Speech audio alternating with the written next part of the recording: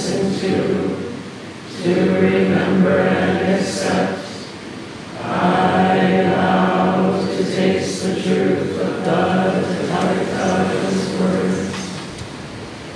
Good morning. Good morning. Thank you so much for driving in the rain.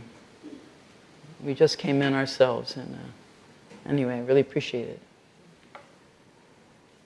So the story I'm going to share with you this morning is from the Buddhist tradition. A tradition, as you know, that was started by a person they called the Buddha. And the Buddha means simply one who is awake. So what does it mean to say that we are awake? You know, are your eyes open? Are your ears open? How's your taste, your touch, your smell? Are you thinking? So being awake means, for a Buddha, that we are aware of the people and the things around us, and that we're aware of them in a very special way. A way that doesn't see them as in any way outside of ourselves. So Buddhists are people who want to be awake, and so we study stories about the people who are awake, what it's like for a person to be awake. And we also study stories about awakened animals, because according to the teaching, the Buddha spent many lifetimes as various animals, helping his friends and receiving their respect, their gratitude, and their love. So this story I'm going to tell you now is called The End of the World. Kind of seems like that these days, isn't it? So it's about one of the Buddha's lifetimes in which he was a kind and wise old lion. The story is taken from an ancient collection of stories called the Jataka Tales, and in this case as retold by Noor Inayat Khan.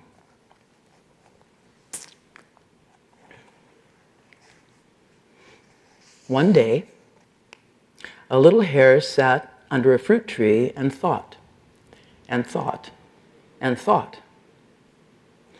What, my children, did the little hare think about under the tree?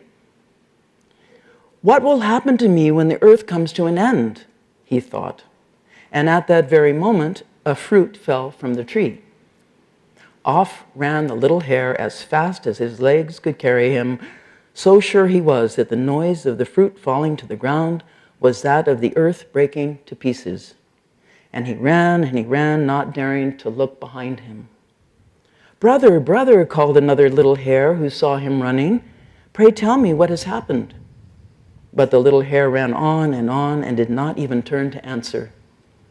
But the other hare ran after him, calling louder and louder, "What has happened, little brother? What has happened?" At last, the little hare stopped a moment and said, "The earth is breaking to pieces."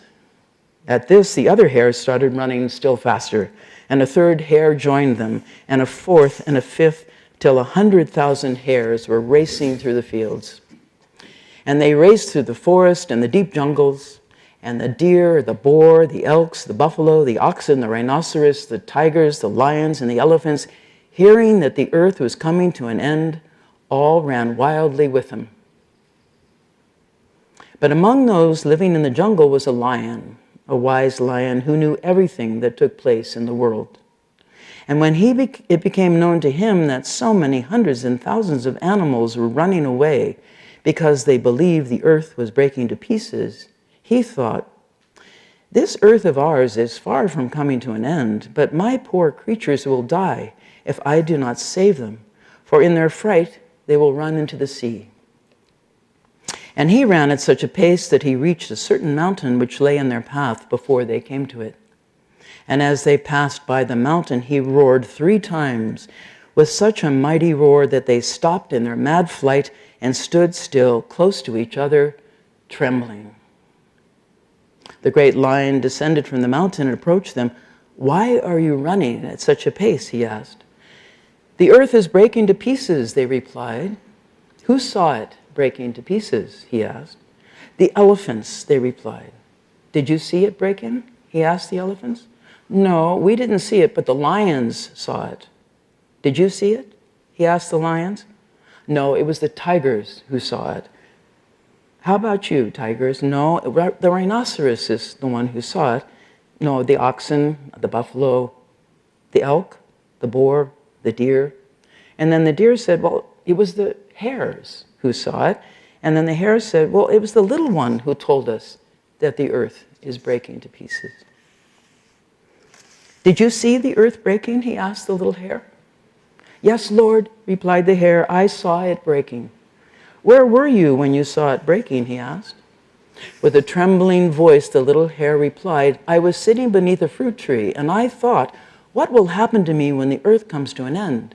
And at that very moment, I heard the noise of the earth breaking, and I ran. The great lion thought, he was sitting beneath a fruit tree. Certainly the noise he heard was that of a fruit falling to the ground. Ride on my back, little one, he said, and show me where you saw the earth break. The little hare jumped on his back, and the great lion flew to the place. But as they approached the fruit tree, the little hare jumped off so frightened that he was able to return to that spot. And he pointed out the tree to the lion, saying, Lord, there is the tree. The great one went to the tree and saw the spot where the little hare had been sitting and the fruit which had fallen from the tree. Come here, little one, he called. Now where do you see the earth broken? Little hare, after looking around and seeing the fruit on the ground, knew that there had been no occasion for his fright. He jumped once again on the lion's back, and away they went to the hundreds and thousands of creatures who were awaiting their return. The lion then told the great multitude that the noise the little hare had heard was of a fruit falling to the ground. And so all turned back, the elephants to the jungle, the lions to the caves, the deer to the riverbanks, and the little hare to the fruit tree, and they all lived happily ever after. Does that sound familiar? So this story is a good example of the Yogacara teachings, also known as the mind-only or the consciousness-only tradition, one of the two major schools that underlie what has become known as Zen. The other major school of study is the Middle Way school, in which the emphasis is placed on the teaching of emptiness. So those of you who have practiced here with us at the Zen Center are most familiar with the emptiness teachings from our recitation of the Heart Sutra and through the many lectures given here by our Zen teachers. Emptiness teachings are basically concerned with our coming to understand that no thing or person exists separately or independently from everything and everyone else. Emptiness is also understood to mean that everything, everyone, is dependently co-arising all together, just as we are doing right now. Emptiness looks just like this. So the mind-only teaching proposes that in order to address the suffering of ourselves and of the earth, we begin with one principal concern, and that is taking care of our own mind, so that we might come to a deep understanding of emptiness, of how the interdependent universe begins with each of us, depends on us, and depends on how we think. So that may sound either too simple or too unlikely, but if you think about it for a moment, are mindful about it, you may find that our usual tendency is quite the opposite. Our usual tendency is to try to take care of things and people that we believe, we think, are external to us. Them, that, and those. And that what we think about them is true. The mind-only teaching proposes that ultimately we don't know what is out there in the world. We don't know what exactly it is that's appearing before our eyes, or into our ears, or up our noses, or onto our skin. The best we can do is a calculated guess, mediated by our conscious awareness, and turned into concepts, into words, by our language. At the sound of fruit falling, the rabbit thinks, "The earth is falling to pieces. In fact, I am sure of it. Run." In the mind-only teaching, the notion of the self, of me, and what I think is considered to be the very source of our alienation, our fear, and oftentimes, as the Dalai Lama calls them, our pathological behaviors, such as the little rabbit telling all of his friends that they better run too. In a very helpful book called Inside Vasubandhu's Yogacara, the author Ben Connolly recounts a famous Zen koan reflecting the mind-only approach to understanding reality. Two monks are arguing over the movement of a flag outside the monastery gate. One says to the other, quite sure of himself, "The flag is moving." The other says, also quite sure of himself, "No, it's the wind that moves." The sixth ancestor of the Zen tradition, Huineng, who just happened to be walking by at the time, said, "It's neither the wind nor the flag that is moving. It's your honorable minds that move." So just how startling is that? That the flag, the wind, the sixth ancestor, and each of us at this very moment are all together within our own mind, our own very big mind. So this teaching has been considered to be literally a revolution at the very base of our fundamental beliefs about ourselves and about the world. Coming to understand this teaching has the power to literally turn our lives around in the direction of ever greater kindness, ever greater respect, inclusivity, and compassion. In the direction of selflessness, the very realization the Buddha taught as the pathway to liberation, where there is no separate self to be found. Ben Conley tells another story in his book from the Old Wisdom Teachings about a Theravada nun by the name of Vor Amai Sabal Singh, the first Thai woman to receive full ordination and to take the requisite 311 bhikshuni precepts. One day a young man asked the nun, "How do you keep 311 precepts?" Voramai responded, "I keep only one precept." Surprised, the young man asked, "Well, what is that?" She answered, "I just watch my mind." And yet, unlike astrophysicists, geneticists, and nuclear physicists, Yogacarans are not trying to explain the nature of so-called reality, but rather they are offering a model for understanding the nature of our lived experience. And through the workings of the human mind, by means of a model that helps us to ask and answer such questions as how we know, the limits of what can be known, and most importantly, how to find the pathway through the mind that leads to well-being for ourselves and in our best and most wildest dreams for the entire world. And yet many people quickly object to some of the basic recommendations of the mind-only teachings, fearing that by focusing on their own minds, their own reactivity, and their own righteous responses to the very bad things that are going on out there, that those very bad things will never end. So this teaching is not trying to ignore or minimize the bad things that are happening in the world. As the Buddha said, the cause of suffering in this world is beginningless. Beginningless greed, hate, and delusion that we have all come into this world and are driven by as an innate tendencies we have. Tendencies toward craving and selfishness of every kind.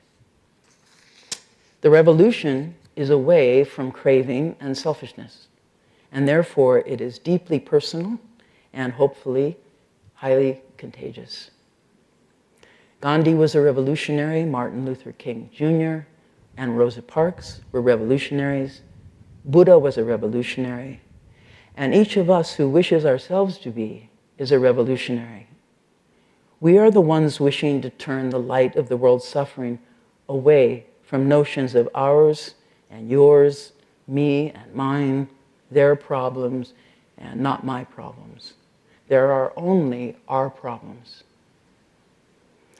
So this path of the mind only radically redirects us to concentrate our own choices on our own actions and on our own minds, in direct contradiction to our most habitual tendency, that is, toward focusing on your actions, on your choices, and on your reactivity. Ben Conley gives a very good example of this in what I think for all of us was once a very familiar experience. Let's imagine it's December and you have some packages to mail to family members who live far away. Let's also imagine this is before the arrival of the Amazon delivery services. So on the way to work that morning, you stop at the post office. The line is very long. You glance at your watch, fearing that you're going to be late to work. The people in line are tense and shuffling about as they inch forward. You fume.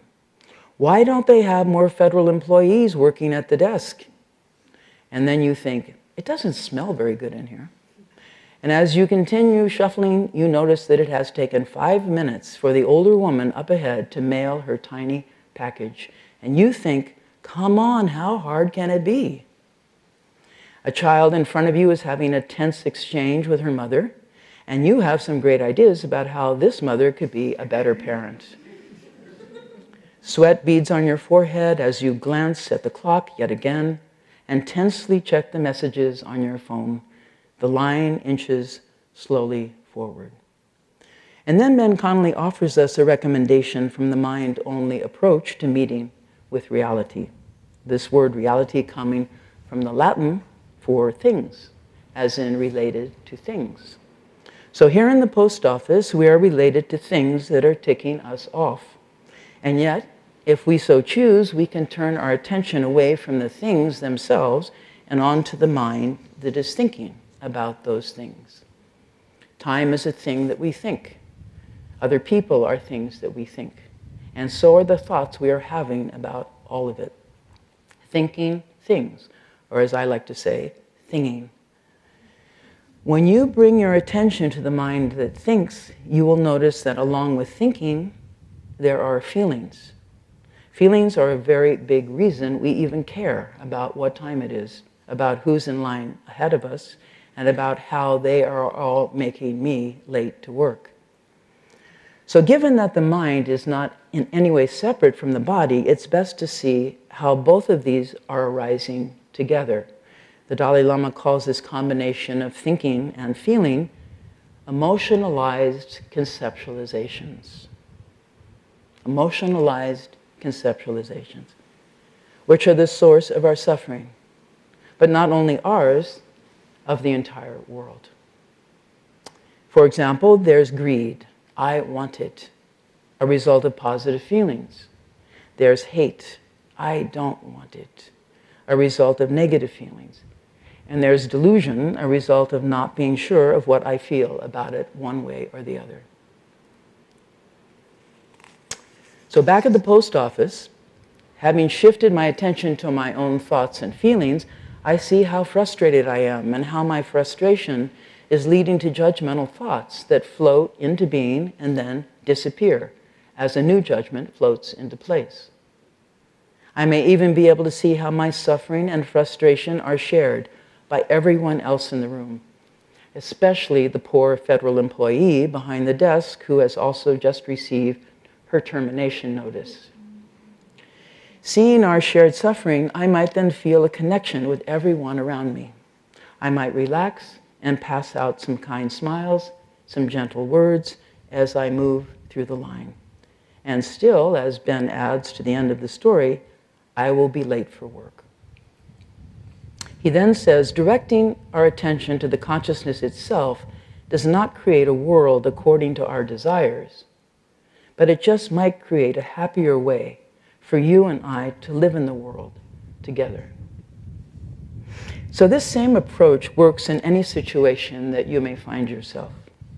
My dear friend and companion of many years, Dr. Grace Damon, who was hospitalized over a year after a serious automobile accident, would always get her caregivers to talk about themselves and their families, modeling for them what it was to care for others. And I watched her do it, and I watched them, almost without exception, come to care a great deal for her in return. A perfect reflection in the mirror of her own life as a doctor, but most importantly, her life as a healer as she continues to be to this very day. I am very happy to report that Dr. Grace, as her colleagues and patients call her, is going to be ordained as a Zen Buddhist priest in just a few days, right here in this room, surrounded as always by her friend, colleagues, and family. So speaking of healing and healers, I suspect most of us know that the healing that needs to happen first is of our own tender hearts. To bring our awareness and compassion to the frustration, the impatience, and the judgmental thinking which so easily and habitually dominates our lives. My teacher once said to me, "The practice of patience doesn't count when you are feeling patient. It counts when you are terribly irritated." So in furthering our own wish to heal, there are practices that we can take up to give us a greater understanding of ourselves and how we see the world. And one such practice is through a literal exploration of seeing as the thing that we do with our eyes.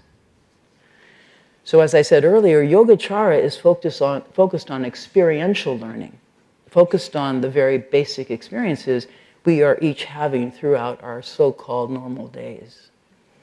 So seeing, as an example, is one of the experiences of our physical body. Other kinds of experiences, very familiar to us, include hearing and smelling, tasting, touching, and most importantly, and predominantly, the experience we have of thinking. Thinking about the things that we see, hear, taste, smell, and touch. Mind only. So I'd like to ask you to take a minute right now, an actual minute, to focus your attention on what you are experiencing through your senses, particularly your sense of seeing. You know, as we sit here together in this room, what do you see? You're welcome to look around. And as you do so, notice how quickly your sensory experience of seeing is translated into words and sentences, into naming the objects that have called for your attention. Okay. Go.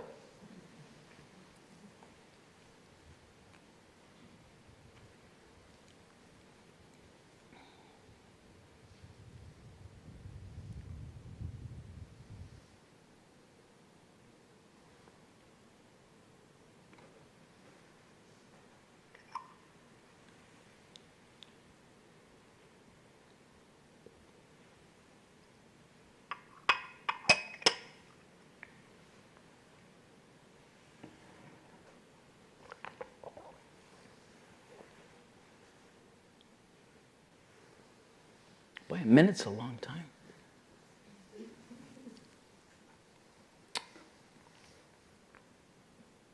So this is mind-only study, a study that you can do anytime throughout your waking hours, a study that endeavors to answer the question that I sometimes would ask the students here during Zazen in the early morning hours.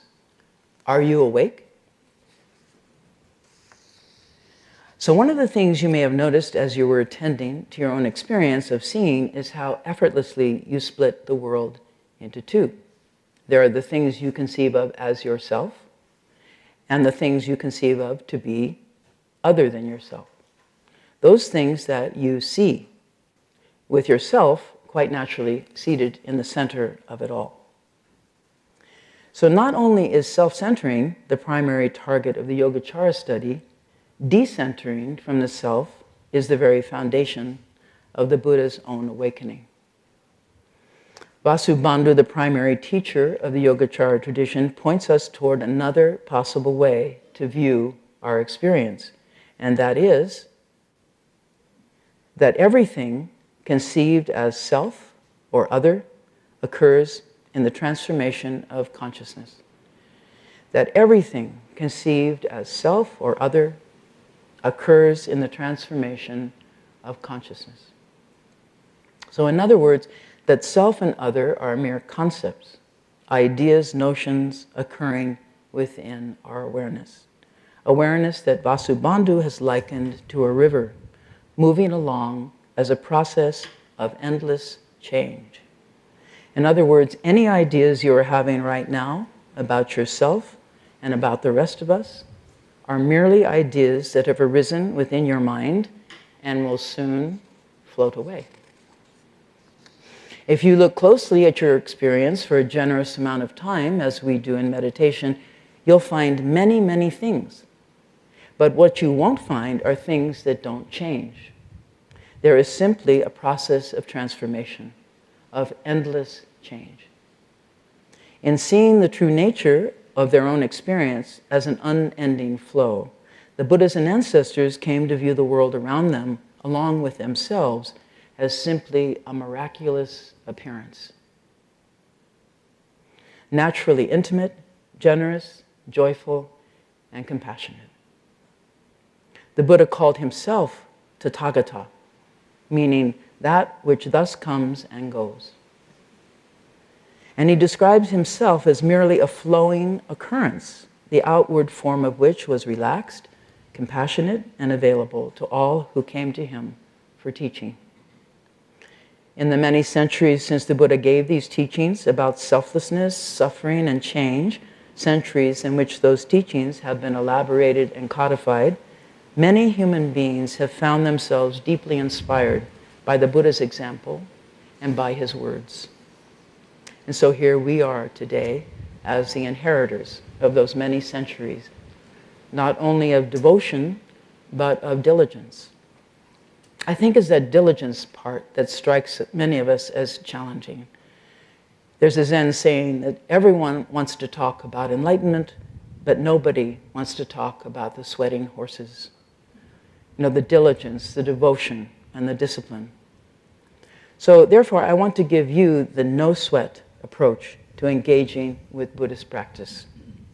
And that is, as I read earlier, Vormai Kabul Singh's response when asked how she keeps the 311 precepts each and every day. I just watch my mind. So I promise you that no one and no thing can get in the way of you watching your own mind. And why? Because that's all there is. You and the world all around you are not separate, never have been, never will be. And sometimes we forget, and that's what it means to be human. Sometimes we remember, that's what it means to be awake. And those seemingly two aspects of how we think and behave belong to each other like a box and lid joining. As a Vietnamese Zen master once said, when we understand how our mind works, our practice becomes easy. Meaning, in my own understanding, that living becomes easy, friendship becomes easy, and even dying becomes easy. As Suzuki Roshi said to his disciples in his last moments of life, don't worry about me. I know who I am. So do we all know who we are? You know, who we truly are, outside of our labels, our proficiencies, our bank accounts, and our wardrobes. Centuries before the advent of science and market forces, members of our species spent long hours devoted to this very same project of knowing who you are, with only their bodies and their minds as the objects of observation, from which a myriad of theories and assertions well known to this day abound. Theories about gods and angels, zombies and aliens, prophets and seers. The tradition of Buddhism itself began with a courageous young prince sitting alone under a tree, studying the workings of his mind. He was patient, determined, energetic, and yet not easily contented with simple-minded answers. Nor was he distracted from his seated position by the arrival of a demon army, or of the dancing maidens, or of the master of illusion himself, Mara, the evil one. Many centuries have passed since stories of the Buddha and his teachings were first recounted among the wandering mendicants of ancient India. Thousands of monks and nuns, lay people and scholars have studied and elaborated their own inspired understanding of what was meant by that simple teaching the Buddha gave to his disciples. No one will ever achieve mastery of this vast corpus of work that has followed in the Buddha's wake. And yet some of those efforts have crystallized into systems of thinking that have had a tremendous influence throughout history, influence on our own time. So it's through one of these systems, the one that I'm talking about today, the mind-only teaching, that we can endeavor to explore and apply the Buddha's insights to our own lived experience. So in brief, the Yogacara teaching provides a map of the mind, including how our unconscious conditioning, formed into habits, preferences, prejudices, and customs, is carried, not only throughout our own lifetimes, but from generation to generation. How systems of racism, nationalism, homophobia, misogyny, and so on are so difficult to dismantle, even if each of us here in this room right now believes ourselves free of such toxic beliefs and behaviors. Ignorance of how the mind works, of our unconscious conditioning, is at the beginning of the repeated cycles of suffering. This is what the Buddha saw, and this is what he taught to the end of his life.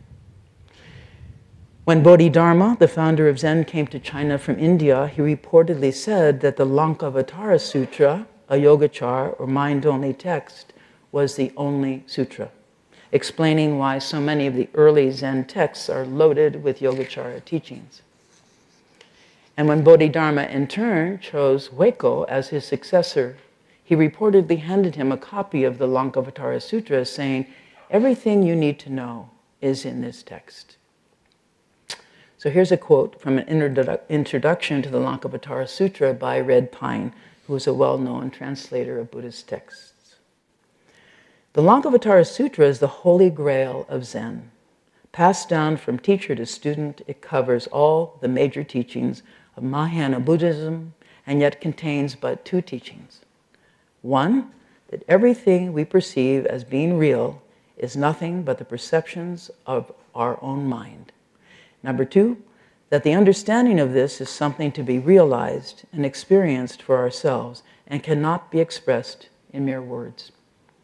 And yet, in the words of Chinese Zen masters, these two teachings came to be known as "have a cup of tea," and "now, please drink the tea." So years ago, my own teacher, Tenshin Reb Anderson, introduced his students to the Yogacara teachings through a painstaking reading of another of its seminal texts, a text called the Sandhi Nirmochana Sutra, meaning essential questions and direct answers for realizing enlightenment. I can remember walking up to my house with Reb after several of those torturous readings and finally being able to say to him that I think this sutra has ignited in me an interest in my own mind, to which he smiled. So I had been given a cup of tea by being taught these teachings, and then I drank it, and I'm still drinking it. It's a very big cup of tea. The methods developed by the Yogacara school for studying our minds were first conceived within the minds of our Buddhist ancestors, minds, as it turns out, that are not one bit different than our own. So why does all of this matter? It matters because we can change our minds. And how? Well, that's the one thing the mind-only teaching is all about, how to change our minds. And one way for understanding how those changes take place is to imagine that our conscious life is a gardener tending the garden and planting the seeds that will sprout and grow in the future. If the gardener plants wholesome seeds such as kindness, generosity, patience, effort, mindfulness, and so on, that's what appears in the garden. If the gardener plants seeds of anger, jealousy, greed, and prejudice, the garden fills with brambles and the fruits of hatred. So this idea of planting wholesome seeds in the garden of our mind is what the Yogacara teaching is all about. But it's not only a method that each of us can apply to ourselves as individuals.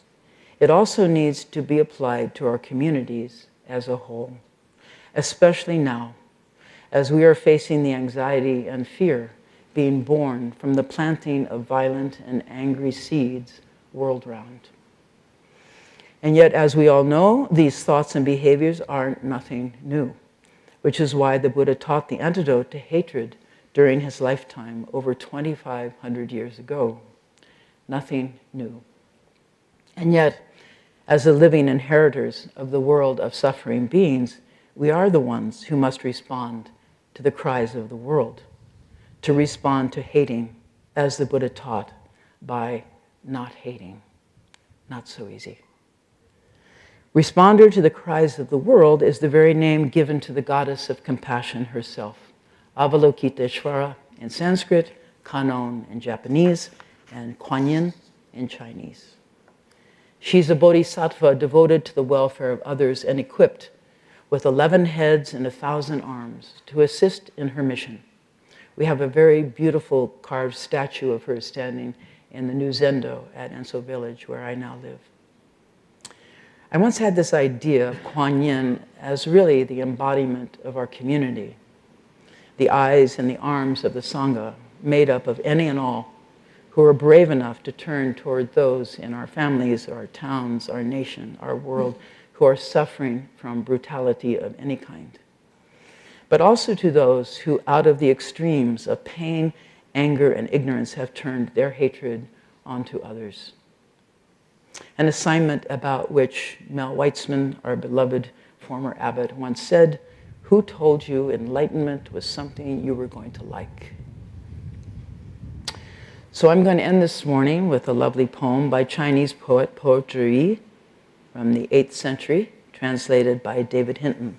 It's called Li, the Mountain Recluse Stays the Night on Our Boat. It's dusk. My boat, such tranquil silence, mist rising over waters deep and still.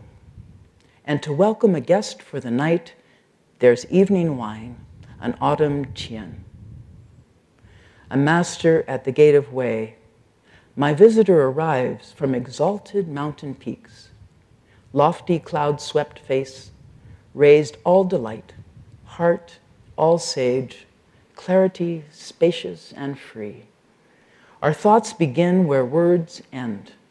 Refining dark enigma depths, we gaze quiet mystery into each other and smile, sharing the mind that's forgotten mind.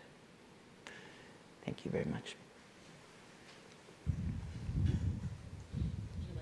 Yeah, I would. So I think it's time, if you'd like to ask questions or offer comments, you're very welcome to do that. And I think, are you going to take a microphone around? Oh, you are. Okay, great. Goodbye, kitchen. Thank you. Hi there. Okay. Yeah, okay. Hi, thank you for your talk. Over here. Oh, hi. So you kind of described this mind-only approach. Feels like an exploration of our own minds. I've heard some teachers take a more philosophical approach, kind of saying maybe the basis of reality is consciousness or mind. And they maybe use the teachings of Huang Po, the transmission of mind, to... Of who? Huang Po. Huang Po, Yeah, the transmission of mind. Mm-hmm. And kind of overlaps with some other spiritual teachings like non-duality or Advaita, if you're familiar with those. Yes. That kind of have this description of reality being consciousness and not material. So wanted to see if you have thoughts on that angle of mind only. Yeah. Well, that's a big question.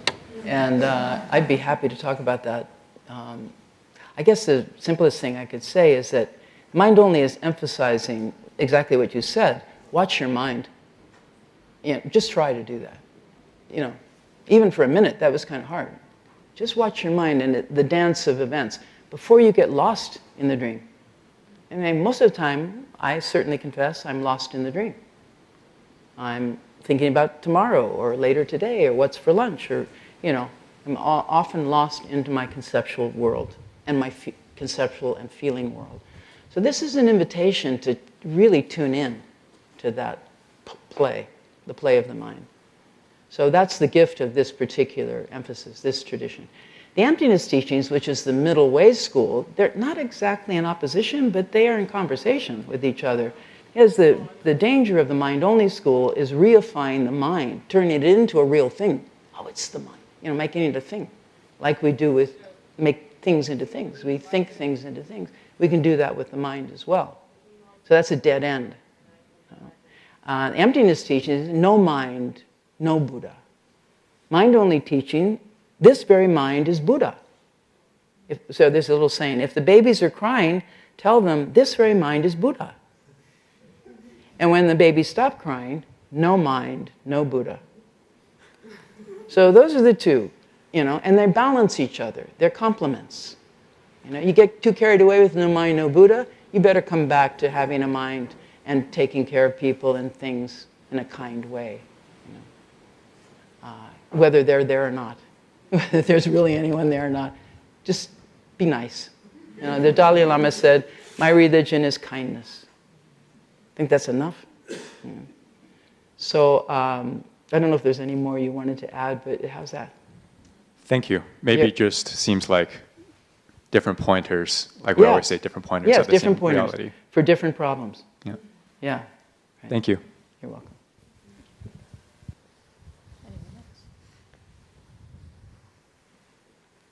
Is that Kuan Yin behind you? No. I think that's Tara. Isn't that Tara? Tara. It's kind of a version of Kuan Yin. I mean, it's a very good, enlightened being from the Tibetan tradition. She's missing a few arms. Yeah, you'd recognize Kuan Yin if you saw her. She has 1,000 arms. She come to Enso Village and see our Kuan Yin. She's wonderful. Each arm has something different. It's kind of like a time-lapse photograph of us throughout the day. Here I am at the sink, here I am eating my lunch, here I am driving my car, here I am. The story about her is wonderful. She was originally just kind of like us, one head and two arms, and she was trying really hard to save all beings, and so her head split open from listening to all the suffering. And then so the gods came down and gave her 11 heads. So then she could, if stereophonic, she could hear all the suffering. But then her arms fell off from trying to help everybody. So then they gave her 1,000 arms. So now she's, fully equipped. This is kind of the compassion end of the Zendo, and that's the wisdom end. And it's not exactly true, but Bodhisattva wisdom's on the altar there, and Shakyamuni Buddhism's on the altar here, and Jizo Bodhisattva's here, very kind, wanting to help everyone. And Tara. Thank you for telling me that Buddha means awake.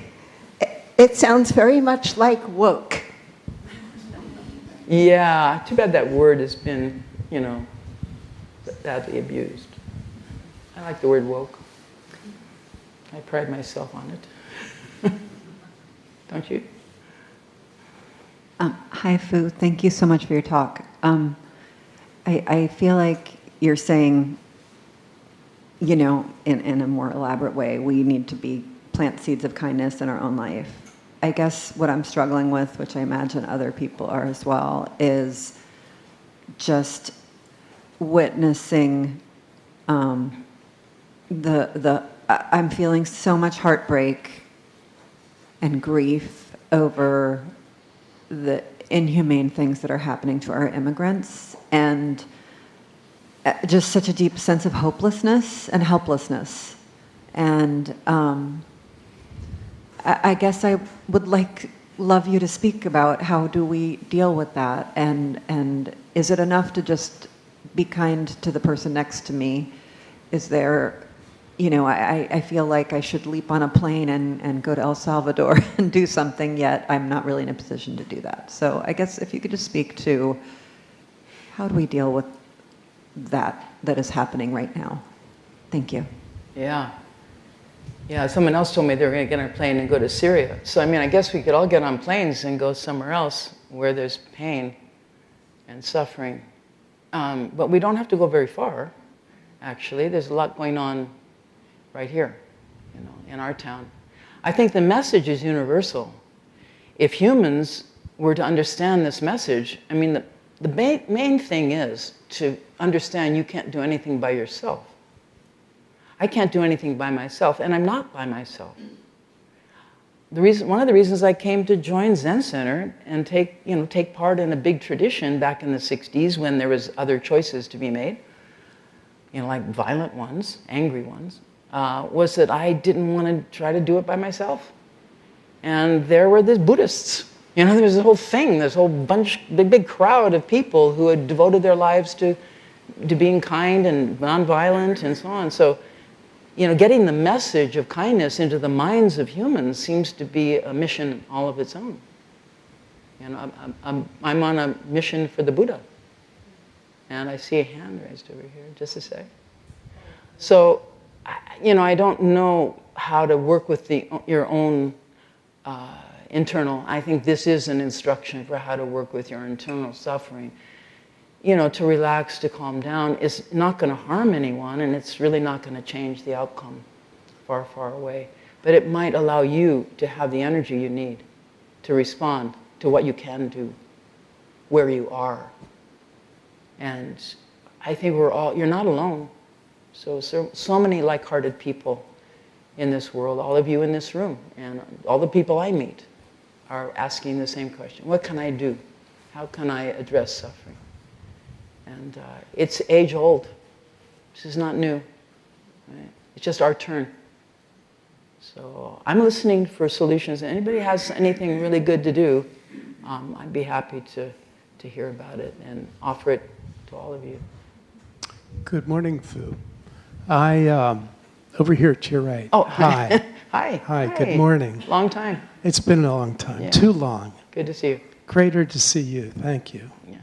I've been sure to try to take care of my own heart as I watch what is unfolding and have spent time in discernment as to what would be the best way to act.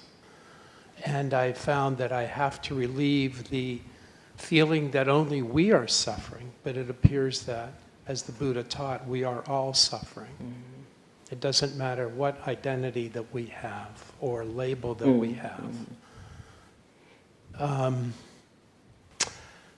Many years ago, I took to memorizing the Heart Sutra. And it so helped me when I heard Thich Nhat Hanh talk about emptiness being interdependence. So that when, for instance, I was looking, as we all were, around this room, there really is no difference. There's no distinction between anything that I saw and my organ of the eyes. The distinction arises in my mind between what I'm looking at and what I'm hearing. So in the short of it all, when I canvassed a Trump supporter in late October, he was my neighbor, and I tried to be sure that I was seeing a reflection of myself. And we ended up still being neighbors in the discussion, because we had a discussion. I tried to have a discussion about what we could have in common. So in that practice, I don't hear we feel, I don't know if we speak enough about the interdependence of our senses, is my point around the Buddha, around your discussion. The interdependence is emptiness, that our eyes are not distinct from who we see. I did say that. Did you say that? So maybe our ears. Yeah, I may have gone. I did say that. So maybe it just needs to be said many times. Emptiness is dependent co-arising. Pass this down to the young lady. Thank you. Hi, I'm Natasha. I wanted to speak on something that you mentioned back there. I think that when life has a lot of things that are very uncontrollable and unpredictable. When life has a lot of things that are very uncontrollable and unpredictable, it's hard to have all the answers when you only know what you've experienced. So I think that something that has helped me is just continuing to learn and gain knowledge. Really, I think that opens my mind and helps me gain ideas on what I think I can do to change what's around me and like what I can control, I guess, is just learning. Yeah, open mind. Yeah. An open mind. That's recommended. Yeah.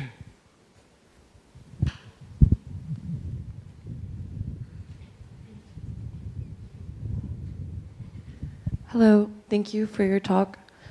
I guess I have a question reflecting on your comments about mindfulness and compassion and our responsibility to take care of one another and share in our experiences, and that there's no difference between the self and other.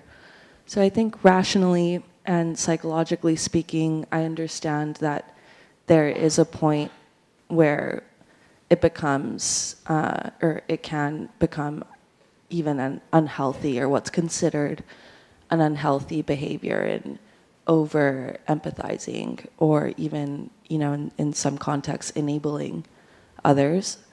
So I'm wondering if spiritually there is sort of a ceiling in, which I know sounds silly and counterproductive, but if there's a ceiling where our compassion becomes unhealthy, and how to recognize, when that happens. Well, it's a really good idea to have good friends who will speak truthfully to you. I think that's one reason living in community has been extremely helpful for us, because you get, I don't like the word feedback, it sounds like chewing on people, but you get responses to your behavior, like ouch. So, and then you need, I don't need to, but it's helpful if you're open to the response, like, what did I do? Rather than, that's your problem. It's like, if we can be less defensive when we get that response and really learn from it, as this lady was saying, what can you learn about your behavior from your impact? Which we're all making impact. We're bumping into each other all the time, or, consciously and unconsciously. So I think we are in a learning. Until the end of our days, we're here to learn from everybody and everything. And then once you have learned everything, then you teach.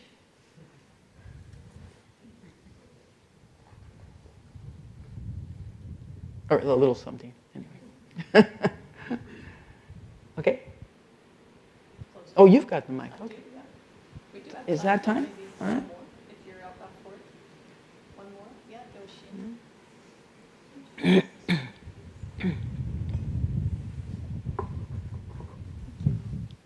That was so cool. I had like 6 people pass me the mic, and it's like, without you guys passing me the mic, I couldn't have gotten the mic. Demonstration right there, huh? Yeah, you're not alone.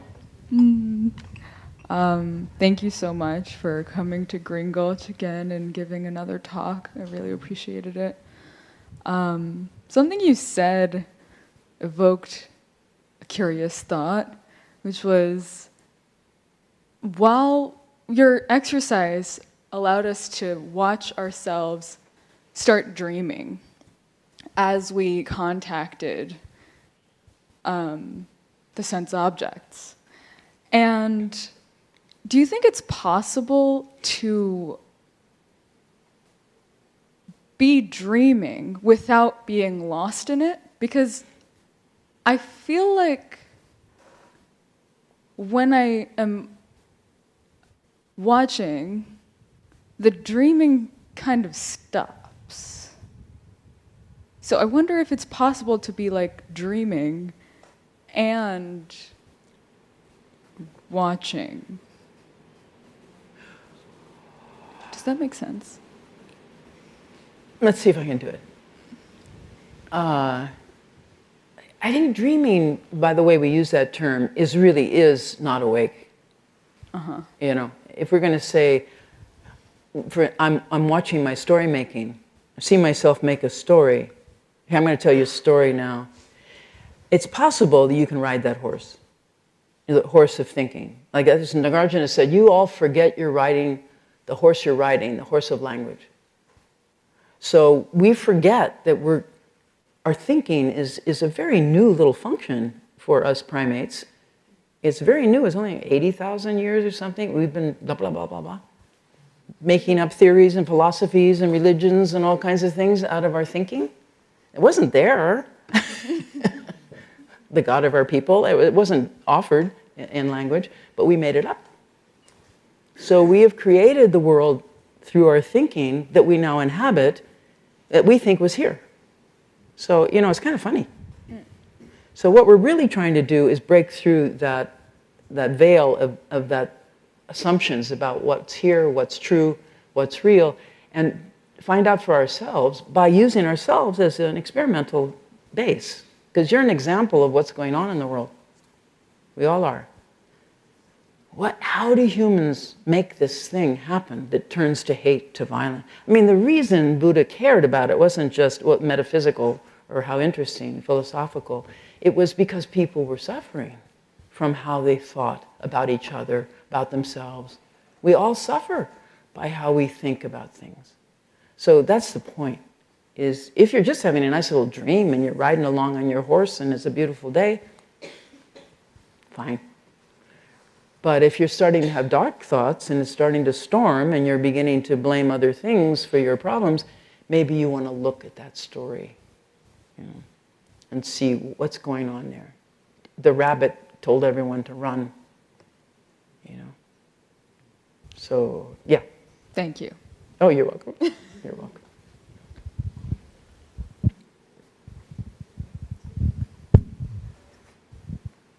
Okay. That was our last question. The last question. Just real quick, what was the title of the book that you were reading in the beginning? The one with the rabbit. The rabbit. Believe, yeah. Oh, it's a wonderful book. 20 Jataka Tales.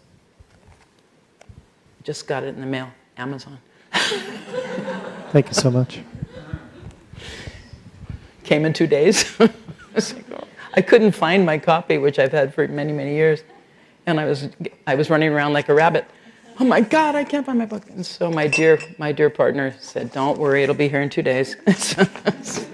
Sure enough, I'm ashamed to say, if you're not part of the solution, you're definitely part of the problem.